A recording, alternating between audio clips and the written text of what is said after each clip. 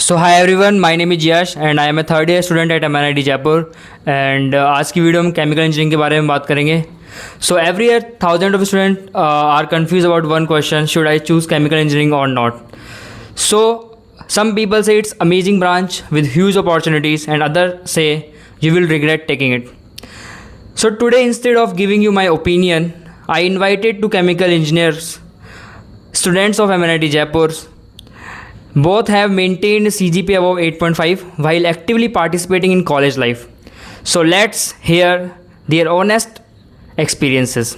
Our first guest is Tushar Chaudhary, one of top performing student of chemical engineering department at MNIT Jaipur. With a CGPA above 8.5, he is known for his consistency, strong academic understanding and disciplined approach toward engineering. And our second guest is Kushal Chaturvedi, another outstanding student with a CGPA above 8.5.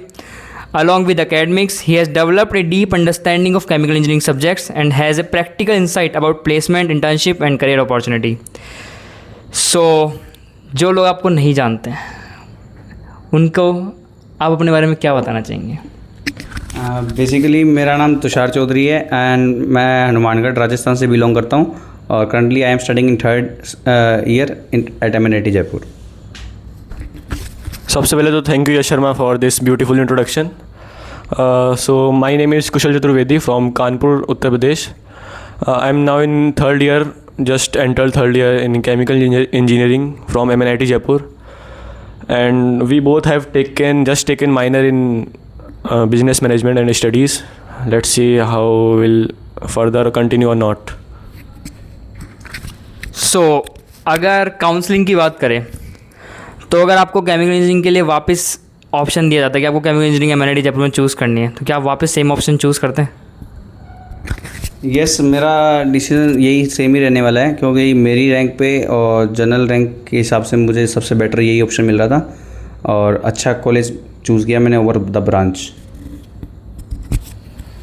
जब मेरी counselling हो रही थी तो मेरे पास काफ़ी बार MNIT Allahabad की civil engineering branch आ रही थी और एक मेरे पास ऑप्शन था HBTU कानपुर का CSE लेने का. बट मेरा इतना कुछ मेरा जो फोकस था कॉलेज लाइफ जीनी थी मेरे को और एक बेटर कॉलेज चाहिए था, तो मैंने HBTU की जगह NIT जयपुर चुना और इलाहाबाद की जगह भी जयपुर चुना क्योंकि सिविल में मेरा ऐसा कुछ इंटरेस्ट नहीं और केमिकल तो पता ही नहीं था. बस यहाँ पे आके पता चला केमिकल के बारे में और काफ़ी सही ब्रांच है. So I don't regret my decision and it will.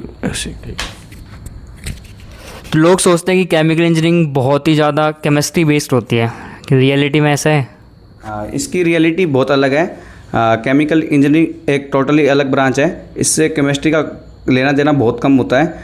Hardly 15 to 20% आपकी केमिस्ट्री इसमें इन्वॉल्व रहने वाली है. बाकी इसमें आपके इंडस्ट्रियल एस्पेक्ट्स ज़्यादा रहते हैं. तो ब्रांच में कौन कौन से मेजर सब्जेक्ट्स पढ़ाए जाते हैं?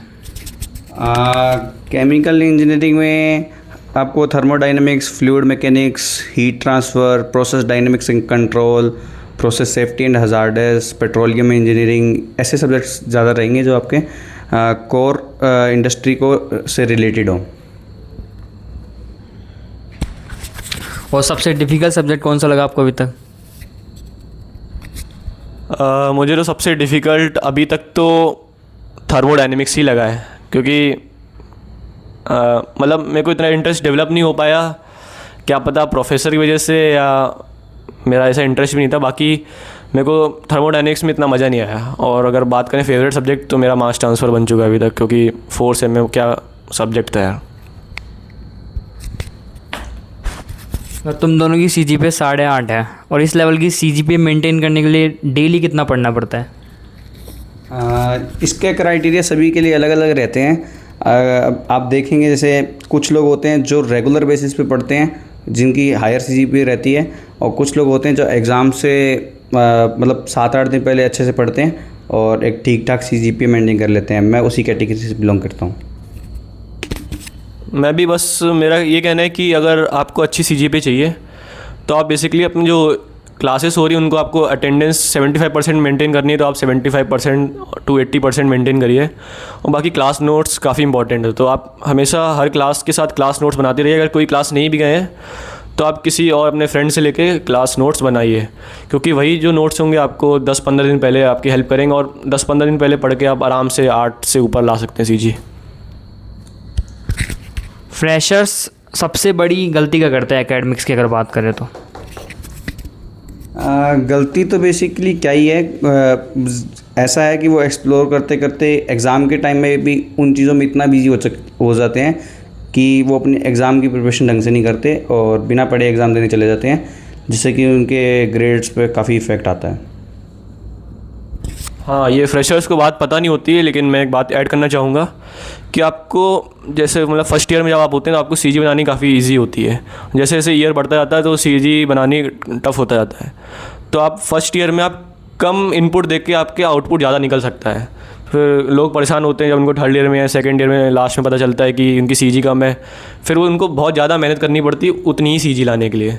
तो आप फर्स्ट ईयर में थोड़ी मेहनत भी करेंगे ना तो आपकी सीजी आ जाएगी। और अब मेजर क्वेश्चन है अटेंडेंस पे, तो अटेंडेंस कितनी इंपॉर्टेंट है और नोट्स या सेल्फ स्टडी में से किस पे ज़्यादा फोकस करना चाहिए?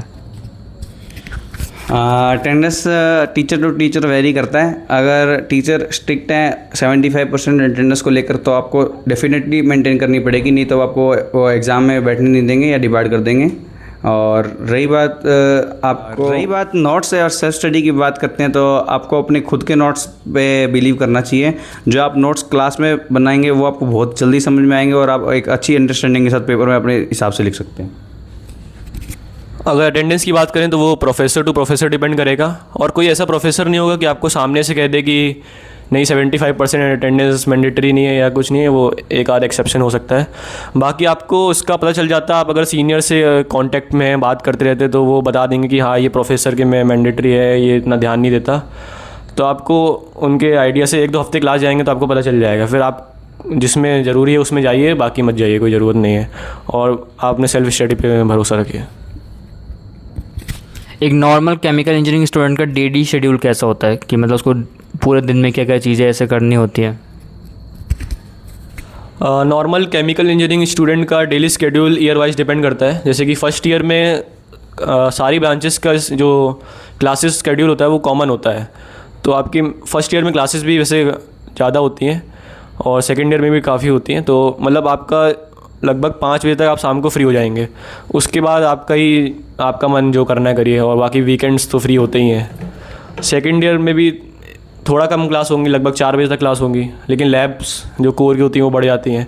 हाँ, बट केमिकल इंजीनियरिंग में ऐसा है कि लैब्स जो हैं वो बाकी इंजीनियरिंग के कंपैरिजन में कम है, तो ये केमिकल में फ़ायदा है। और बाकी थर्ड ईयर फोर्थ ईयर में और कम होती जाती हैं क्लासेस।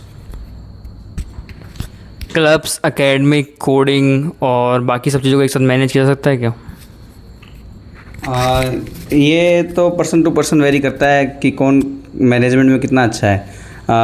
हालांकि आप कॉलेज में आके ऐसे बहुत से बच्चों से मिलोगे जो कि हर चीज़ों में इन्वॉल्व हैं, अपनी क्लासेस में भी टॉपर हैं और क्लब्स में भी अच्छे से काम कर रहे हैं और बाकी अपनी पर्सनल लाइफ को भी अच्छे से मेंटेन करके चल रहे हैं। तो it's up to you how you will manage, और ये मैनेज करना कोई डिफ़िकल्ट काम नहीं है, आप आराम से मैनेज कर सकते हैं। और फ्री टाइम कितना मिल जाता है ब्रांच के पर्सपेक्टिव से अगर सोचा जाए तो? फ्री टाइम आपको मतलब काफ़ी अच्छा खासा मिल जाता है। आपको लगभग शाम को 3-4 घंटे मिल जाएंगे और वीकेंड्स में भी आपके पास समय होता है बस। लेकिन बात ये होती है कि जो स्टूडेंट्स होते हैं वो यहाँ पे कॉलेज में इतनी चीज़ें होती करने को कि फिर पढ़ने का समय ही नहीं मिलता, ऐसा भी हो जाता है। क्योंकि समय तो है भी, लेकिन आपका जो समय क्लब्स में और फालतूगिरी में और कभी कभी दोस्तों के साथ इतनी बकचोदी में, और मतलब आपका टाइम आपको खुद रियलाइज़ नहीं होता है कि आपका टाइम कहाँ चला जाता है। तो आपको ये चीज़ हमेशा कॉन्शियसली मतलब देखनी चाहिए आपको अपने ऊपर। हर वीकेंड में आपको 2 घंटे अपने पढ़ाई पे देने चाहिए। कुशल इज़ वेरी सीरियस अबाउट इस पढ़ाई। तो प्लेसमेंट के लिए कितनी CGPA इम्पोर्टेंट होती है? लाइक कंपनी तो देखो सभी को अलाउ कर देती है, 6.5 is the safe for every company, but I will say that you should maintain above 8। 8 से ऊपर आपकी सीजी रहेगी तो आपको कोई भी कंपनी डिनाई नहीं करेगी, सभी कंपनी आपको अलाउ कर देगी। Then it's up to your knowledge, आप उसमें फोड़ पाओगे कि नहीं। और किसी बंदे की अगर 8 CG भी है और 9 CG तो उससे इतना फ़र्क भी नहीं पड़ेगा वैसे। अगर आप 7.5 सीजी से ऊपर रखते हैं तो मतलब, क्योंकि आसान भी 7.5 सीजी से ऊपर रखना है, ऐसा कुछ मुश्किल नहीं है और रख सकते हैं। और उसके बाद आप अपनी अलग जो आपके पैशन से आपके अलग सॉफ्ट स्किल्स हैं उन पे आपको ज़्यादा टाइम देना चाहिए, क्योंकि मेनली वही चीज़ हमारी कंपनीज देखती हैं। क्योंकि काफ़ी लोग होते हैं जिनकी 8.5, 9, 9.5 सीजी तक भी होती है, उनको मतलब सॉफ्ट स्किल्स नहीं आती होने के चक्कर में काफ़ी प्लेसमेंट्स में उनको सफ़र करना पड़ता है, कंपनीज रिजेक्ट कर देती हैं। जैसे हमारे अभी ये केस हुआ था कि प्रोफेसर ने बताया कि हमारे यहाँ जो एक सीनियर थे उनकी 4 सीजी थी, बट उनकी 8 लाख पर एनम की जॉब लग गई थी, जो कि काफ़ी अच्छी जॉब मानी जाती है केमिकल इंजीनियरिंग में। तो it's all depend on mainly luck also, but talking about CGPA you should maintain above 7.5 at least. Basically 6.5 को डिस्क्लोज़ कर सकते हैं लोग, या फिर मतलब 6.5 छुपाने लायक की CGPA होती है? 6.5 आई डोंट गेस आप डिस्क्लोज़ करेंगे अपने दोस्तों के सामने, क्योंकि देखो ठीक तो है, बट 7.5 काफ़ी डिसेंट होती है CG, क्योंकि 6.5 to 7.5 के अगर बीच में आप हैं तो आपको कभी कभी मतलब आपके अपने ऊपर सेल्फ डाउट लगा रहेगा। अगर आपकी 7.5 से ऊपर है तो आप एक मतलब माइंड में फ्री रहेंगे, उस CGPA से आपको कुछ वो नहीं रहेगा कि हाँ कंपनी बैठने देगी कि नहीं बैठने देगी। आपको कई बार होगा कि आता होगा वो चीज़ आपको, लेकिन कंपनी नहीं बैठने देगी। तो इसलिए एक बार थोड़ा CG पे आप ध्यान दे सकते हैं मेरे हिसाब से। तो मैं तो यही बोलूँगा CGPA 7.5 से अबव ही रखना, क्योंकि आपके 3rd ईयर में माइनर कोर्सेज भी ओपन हो जाते हैं, तो उसका मिनिमम क्राइटेरिया 7.5 ही रहने वाला है। एब्सोल्यूट मार्किंग और रिलेटिव मार्किंग को लेकर काफ़ी टेंशन रहता है एक तो उसको थोड़ा एक्सप्लेन कर दो डिटेल में कि मतलब क्या सीन है, कैसा क्या होता है। रिलेटिव मार्किंग क्या होता है कि आपके टॉपर के हिसाब से आपका जो ग्रेडिंग सिस्टम है वो सेट होता है, और जो कि एब्सोल्यूट मार्किंग में ये रहता है कि आपके इतने मार्क्स आएंगे तो ही आपकी ये ग्रेड आएगी। तो MNIT में सभी ब्रांचेस में रिलेटिव मार्किंग फॉलो होती है एक्सेप्ट केमिकल इंजीनियरिंग। और ये भी कोई हार्ड एंड फास्ट रूल नहीं है, ये प्रोफेसर टू प्रोफेसर डिपेंड करता है। कई प्रोफेसर रिलेटिव फॉलो करते हैं, कई प्रोफेसर एब्सोल्यूट फॉलो करते हैं, तो आपको इस चीज़ की इतनी टेंशन लेने की ज़रूरत नहीं है। और अब मेन क्वेश्चन पे आते हैं कि केमिकल इंजीनियरिंग की प्लेसमेंट्स का क्या सीन होता है। Talking about chemical engineering placements, chemical engineering placement काफ़ी डिसेंट सी है, लगभग 70 to 75% बच्चों का प्लेसमेंट हो जाता है। बट जो एवरेज पैकेज है वो काफ़ी मतलब ठीक ठाक सही है, 7 to 8 LPA का, और मीडियन पैकेज लगभग 10 to 11 LPA का ही है। तो काफ़ी बच्चे सोचते हैं कि मतलब काफ़ी कम है, लेकिन मेरे हिसाब से अगर प्लेसमेंट वाइज परसेंटेज तो सही है। लेकिन हाँ केमिकल में इंटर्नशिप काफ़ी कम है, लाइक लास्ट ईयर सिर्फ 12 to 14 कंपनीज ही थी जिन्होंने ऑन कैंपस केमिकल इंजीनियर्स को हायर किया है। बाकी आप सभी कंपनी के लिए एलिजिबल रहते हैं, ऐसी कोई दिक्कत नहीं है। PSUs भी आती है जिनका एवरेज पैकेज 17-18 LPA रहता है, और काफ़ी फाइनेंस की कंपनीज भी आती है जिसमें देखो आप JP Morgan आपकी अच्छा खासा पैकेज देती है, और भी फाइनेंस की कंपनी है ग्रोमो वगैरह, और आप टेक्निकल प्लेसमेंट्स में भी बैठ सकते हैं। It's up to you how you are ready for that. और कौन सी कोर कंपनीज कैंपस में आती है बेसिकली? कंपनीज की बात करें कोर की तो रिलायंस हो गई, वेदांता हो गई, और आपने PSU में भी HPCL आती है, BPCL आती है, EIL आती है। और बाकी आपको अगर पूरा ही PSU में जाना है तो आपको गेट की तैयारी शुरू कर देनी चाहिए। इस चीज़ के लिए आप अपने कॉलेज में सीनियर से डिस्कस करके स्टार्ट कर सकते हैं प्रिपरेशन। और कोर में प्लेसमेंट लेना कितना डिफ़िकल्ट होता है? लाइक मतलब बहुत ज़्यादा लोग कोर की तैयारी कर रहे होते हैं, या फिर ऐसा बहुत ज़्यादा डाइवर्स सिस्टम रहता है कि लोग बाकी और चीज़ों के अंदर भी इन्वॉल्व होते हैं? कोर की प्लेसमेंट लेना इतना मुश्किल नहीं है। अगर आप कोर के कॉन्सेप्ट्स को अच्छे से क्लास में समझते चलें और अपनी तैयारी को उस हिसाब से करें तो आप कोर की प्लेसमेंट में आराम से बैठ के फोड़ सकते हैं, क्योंकि आधे से ज़्यादा बच्चे तो टेक्निकल चीज़ों में ध्यान देते हैं, तो इतना मुश्किल नहीं है कोर की प्लेसमेंट में। मेरे अकॉर्डिंग अगर आप मतलब कोर पे फोकस कर रहे हैं तो आप सिर्फ कोर प्लेसमेंट्स के लिए कॉलेज पे डिपेंडेंट मत होइए। आपको साइड बाय साइड गेट की तैयारी स्टार्ट कर देनी चाहिए, और क्योंकि आप अगर गेट की तैयारी करेंगे, प्रिपरेशन करेंगे, तो आपका जो बेसिक नॉलेज होगा केमिकल इंजीनियरिंग से रिलेटेड वो भी काफ़ी डिपेंड होगा, जो कि आपको इंटरव्यूज़ में जो कोर की कंपनीज आती हैं उसमें मदद करेगा। तो इसलिए गेट सही रहेगा। और हम लोग ने भी अभी बस 3rd ईयर में ही हम लोग को ये रियलाइज़ हुआ, जो कि काफ़ी लेट हो गए, लेकिन अगर आप लोग कोर में जाना है तो आप लोग सेकेंड ईयर तक डिसाइड करके स्टार्ट कर देना। क्या केमिकल इंजीनियरिंग वाले टेक प्लेसमेंट के लिए एलिजिबल होते हैं, और क्या सच में लोगों का टेक में प्लेसमेंट लगता है केमिकल इंजीनियरिंग पढ़ने के बाद? कोई ऐसा ऑप्शन भी है कि मतलब कि केमिकल इंजीनियरिंग रिजेक्ट हो जाए प्लेसमेंट्स के अंदर किसी पर्टिकुलर रीज़न की वजह से? एलिजिबिलिटी की बात करें तो एलिजिबल तो 50-50 होता है। आधी कंपनियां अलाउ करती है, आधी नहीं अलाउ करती टेक्निकल चीज़ों के लिए। पर लेकिन बात करें जो अलाउ करती है ना, वो भी आपको एक CS और उनको ज़्यादा प्रेफर करती है और सर्किटल ब्रांचेस को। तो केमिकल इंजीनियरिंग लेके आप अगर टेक प्लेसमेंट्स की तैयारी कर रहे हैं तो आपके लिए एक मतलब कर तो सकते हैं भले ही, लेकिन आपके लिए थोड़ा ये डबल मेहनत वाला काम रहेगा।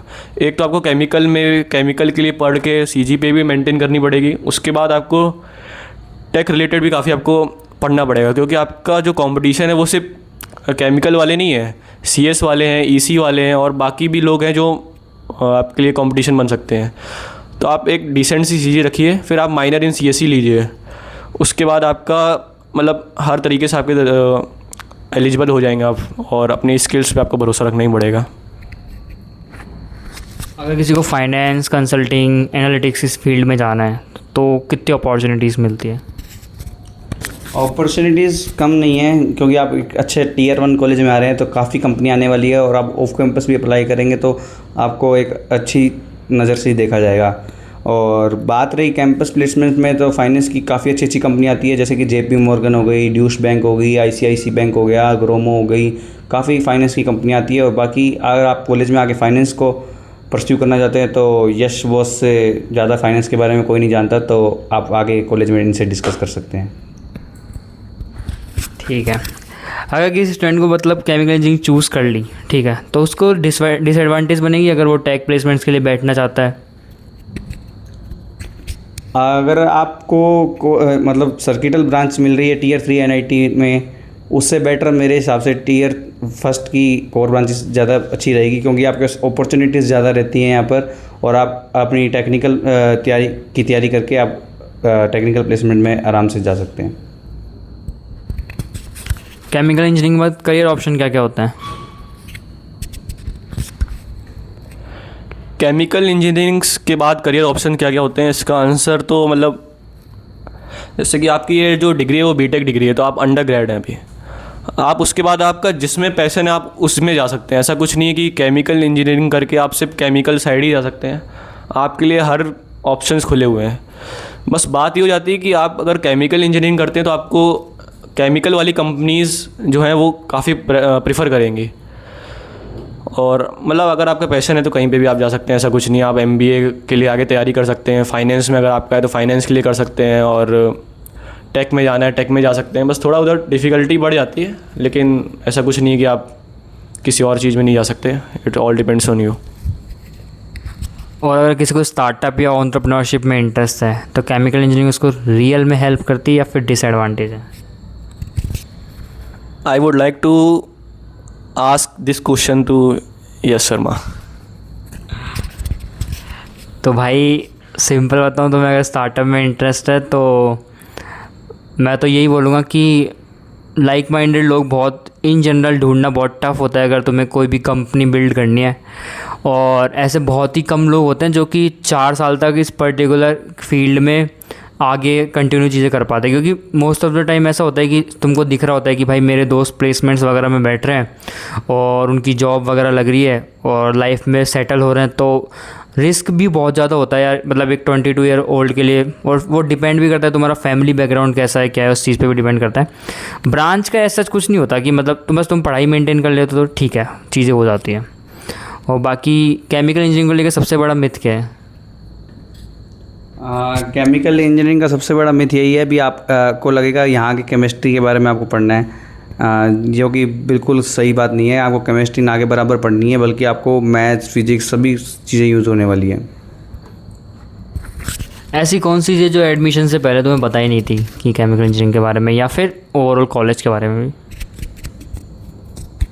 बिफोर ज्वाइनिंग कॉलेज जो आपको चीज़ नहीं एक्सपेक्ट होती और आपको यहाँ पे आके पता चलती है, वो ये है कि एक तो आपके जो यहाँ पे दोस्त बनने वाले हैं जो यहाँ पे दोस्त मिलेंगे आपको, वो आपको थ्रू आउट दी लाइफ, मतलब आपकी जो नेटवर्किंग होती है ना, वो सबसे एक मेन चीज़ होती है आपकी कॉलेज लाइफ में। तो आपको अपनी अच्छी दोस्ती रखनी है, नेटवर्किंग करनी है ज़्यादा से ज़्यादा। और केमिकल इंजीनियरिंग के बारे में तो वैसे मेरे को तो खुद कुछ ही नहीं पता था, वो तो मैंने ले ली थी फॉर कॉलेज प्रेफरेंस। कौन से ऐसे स्टूडेंट्स हैं जिनको केमिकल इंजीनियरिंग चूज़ करनी चाहिए? मतलब आपने तो काफ़ी सारे स्टूडेंट देखे होंगे, डिफरेंट टाइप के लोग, पर्सनालिटी ट्रेट्स भी देखे होंगे ना कि किस तरीके की फील्ड है। लाइक बहुत चीज़ फील्ड जो बहुत क्रिएटिव होती है, बहुत टेक्निकल होती है, और वो सब चीज़ें होती है। उसके हिसाब से कौन ऐसा बंदा है कि जिसमें क्या ट्रेट हो कि ये फील्ड उसके लिए बेस्ट रहेगी? केमिकल ब्रांच चूज़ करने के लिए आपको एक सबसे बड़ा फैक्टर तो आपकी रैंक्स रह सकती है। अगर आपको एक अच्छा कॉलेज मिल रहा है तो डेफिनेटली गो फॉर दैट।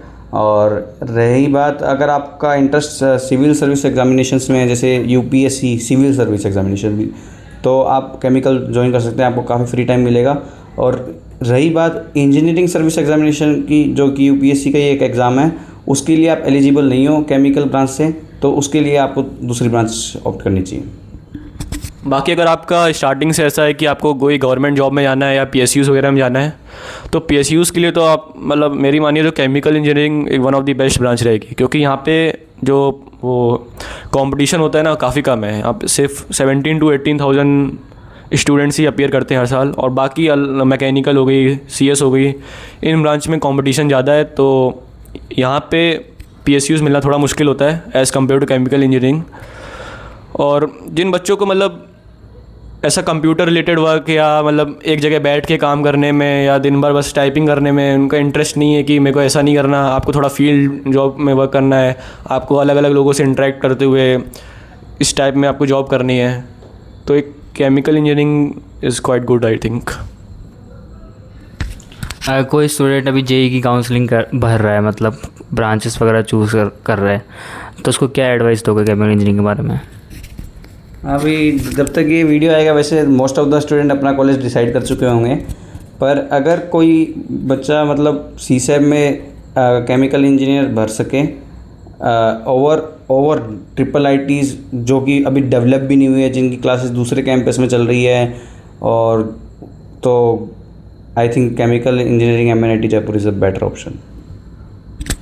लेकिन अगर आपका पहले से यही है कि आपको मतलब टेक फील्ड में आना है, आईटी फील्ड में आना है, सीएस फील्ड में आना है, और आप मतलब बिल्कुल भी टॉलरेट नहीं कर सकते बाकी दूसरी पढ़ाई, तो आप मेरे मानिए आप मत लीजिएगा केमिकल इंजीनियरिंग। क्योंकि कई बच्चे हैं जो सोच के आए थे कि हाँ मुझे टेक में जाना है और भी केमिकल ले लेते हैं, फिर बाद में कर लेंगे। तो काफ़ी बार होता है कि टाइम नहीं बच पाता है, इधर उधर टाइम निकल जाता है कि केमिकल में ही कभी बिजी हो जाते हैं, तो उनको ना चाहते हुए फिर केमिकल से ही आगे परस्यू करना पड़ता है। तो अगर आप थोड़ा अपने कॉलेज लाइफ और ये नेटवर्किंग वगैरह आप अगर साइड रख सकते हैं, तो अगर आपको टियर 2 या टियर 3 में सीएस मिल रही है, अगर आपका इंटरेस्ट है तो आप ले सकते हैं, ऐसा कुछ नहीं है। It all depends on interest and your career path if you have focused earlier. बाकी मेरा तो कुछ ऐसा डिसाइडेड था ही नहीं ना, तो मेरे को तो एक्सप्लोर करना था, इसलिए मैं यहाँ पे केमिकल ले लिया। सो फ्यूचर के बारे में क्या सोचा है आप लोगों ने कि क्या करने वाले हो आगे जाके? कुछ मतलब तगड़ी चीज़ सोच रखी हो केमिकल इंजीनियरिंग में या फिर किसी भी और फील्ड में? अभी मेरे रिसेंट गोल्स तो यही रहेंगे कि मैं भी अच्छे से गेट की तैयारी करूं और एक अच्छी रैंक के साथ पीएसयूज़ में ज्वाइन करने की ट्राई करूं। अगर मैं थोड़ा अपनी बात करूं डिटेल में, तो जैसे कि जेई की तैयारी से पहले मैं फाइनेंस, स्टॉक मार्केट वगैरह में काफ़ी इंटरेस्ट था मेरा, मतलब इंटरेस्ट था कि अभी भी इंटरेस्ट है मेरा। तो स्कूल लाइफ से मेरा उस जगह इंटरेस्ट था। फिर मैंने जेई दिया, फिर कॉलेज मेरे को एमएनआईटी जयपुर का केमिकल इंजीनियरिंग मिल गया। फाइनेंस में तो इंटरेस्ट है मेरा, बट ये है कि फाइनेंस की companies as a stock market वगैरह आपको as a undergrad from chemical engineering नहीं लेती इतना, तो मेरे को उसको थोड़ा साइड करना पड़ा। और पीएसयूज़ के लिए अभी से गेट की तैयारी करनी पड़ रही है। वो मतलब मेरा इतना ऐसा कुछ मन नहीं है, बट क्योंकि यहाँ पे प्रेफरेंस उतनी नहीं है फाइनेंस को, तो वो मेरा तो यही प्लान है आगे फ्यूचर में कि अभी मैं गेट की तैयारी करूँ, पीएसयू मिल जाए तो वो ले लूँ या प्लेसमेंट मिल जाए, फिर आगे हो सके तो मैं फाइनेंशियल सेक्टर या stock market, mutual funds side में शिफ्ट हो सकूँ, क्योंकि मेरा काफ़ी उसमें इंटरेस्ट है। अगर हो सकेगा तो मैं और यश शर्मा आगे चल के, हाँ क्योंकि हमारा ही कॉमन इंटरेस्ट है, तो वीडियो बनाते हैं फिर, क्यों? Sure.